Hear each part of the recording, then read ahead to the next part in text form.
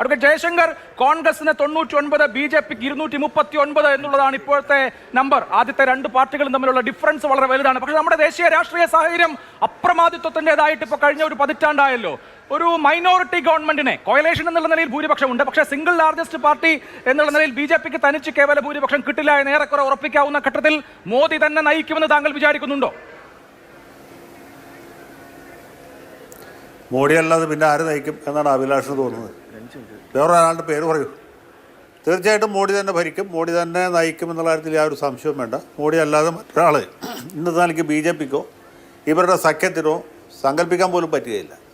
അപ്പോൾ 10 വർഷം അദ്ദേഹം തന്നെ നയിച്ചു, അതൊരു മുന്നണിയായിട്ടാണ് ഭരിച്ചിരുന്നത്, ഇനിയും ആ നിലയിൽ തന്നെ പോകും. നമ്മളിതിനകത്ത് പോസിറ്റീവായിട്ട് കാണേണ്ട കാര്യം എന്ന് വെച്ചാൽ കഴിഞ്ഞ 10 വർഷമായിട്ട് രാജ്യത്ത് പാർലമെൻറ്റിനകത്താണെങ്കിലും പുറത്താണെങ്കിലും പ്രതിപക്ഷത്തിൻ്റെ സാന്നിധ്യം തീരെ ഉണ്ടായിരുന്നില്ല. അത് മാറിയിരിക്കുന്നു. ഇപ്പോൾ അംഗീകൃതമായ ഒരു പ്രതിപക്ഷ നേതാവ് പാർലമെൻറ്റിലുണ്ടാകും, അതുപോലെ തന്നെ പ്രതിപക്ഷ നിരയിൽ കൂടുതൽ അംഗങ്ങളുണ്ടാകും.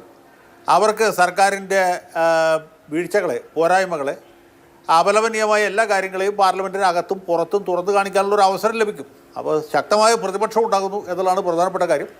പിന്നെ BJPയുടെയും മോഡിയുടെയും അപ്രമാദിത്വം അവസാനിക്കുന്നു.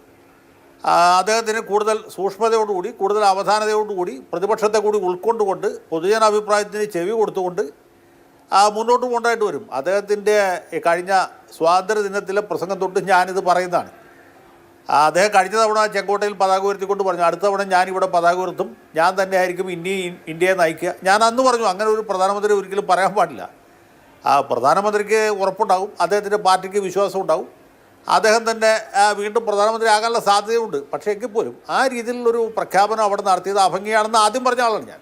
അദ്ദേഹത്തിൻ്റെ പറഞ്ഞതിലുള്ള ഒരു അഹങ്കാരത്തിൻ്റെ ധ്വനി അന്നേ തിരിച്ചറിഞ്ഞ ആളാണ്. പിന്നീടും പല ഘട്ടങ്ങളിലും അദ്ദേഹം ഇത് ആവർത്തിച്ചു. പാർലമെൻറ്റ് കഴിഞ്ഞ് പോകുന്ന സമയത്ത് ഏറ്റവും അവസാനത്തെ പ്രസംഗത്തിൽ ഈ പാർലമെൻറ്റ് തെരഞ്ഞെടുപ്പിലൊക്കെ അദ്ദേഹം പറഞ്ഞത് കോൺഗ്രസിന് 50 സീറ്റ് ഇടാൻ വേണ്ടി ഞാൻ പ്രാർത്ഥിക്കുന്നു എന്നാണ്. 400 സീറ്റ് അദ്ദേഹത്തിൻ്റെ പാർട്ടിക്ക്, അദ്ദേഹത്തിൻ്റെ മുന്നണിക്ക് കിട്ടുമെന്ന് പറഞ്ഞാൽ നമുക്ക് മനസ്സിലാക്കാം. പ്രധാന പ്രതിപക്ഷ പാർട്ടിയായ അല്ലെങ്കിൽ ദേശീയ സമരത്തെ, ദേശീയ പാരമ്പര്യത്തെ, ഇന്ത്യൻ ഭരണഘടനയുടെ പാരമ്പര്യത്തെ ഉൾക്കൊള്ളുന്ന കോൺഗ്രസ് പോലൊരു വലിയ പാർട്ടിക്ക് 50 സീറ്റ് കിട്ടാൻ വേണ്ടി ഇദ്ദേഹം പ്രാർത്ഥിക്കുന്നു എന്നൊക്കെ പറയുന്നത്, അതൊക്കെ ആ നിലയിലൊക്കെ അദ്ദേഹം കുറച്ചുകൂടി പുറകോട്ടേക്ക് വരികയും അദ്ദേഹം കുറച്ചുകൂടി യാഥാർത്ഥ്യങ്ങൾ ഉൾക്കൊണ്ടുകൊണ്ട് ഇവിടെ പ്രതിപക്ഷവും കൂടി ചേർന്നതാണ് നമ്മുടെ ജനാധിപത്യം എന്ന ബോധത്തോടി, തിരിച്ചറിവ് കൂടി, ഉത്തരവാദിത്ത ബോധത്തോടി അദ്ദേഹം രാജ്യത്തെ നയിക്കുമെന്നാണ് ഞാൻ വിചാരിക്കുന്നത്.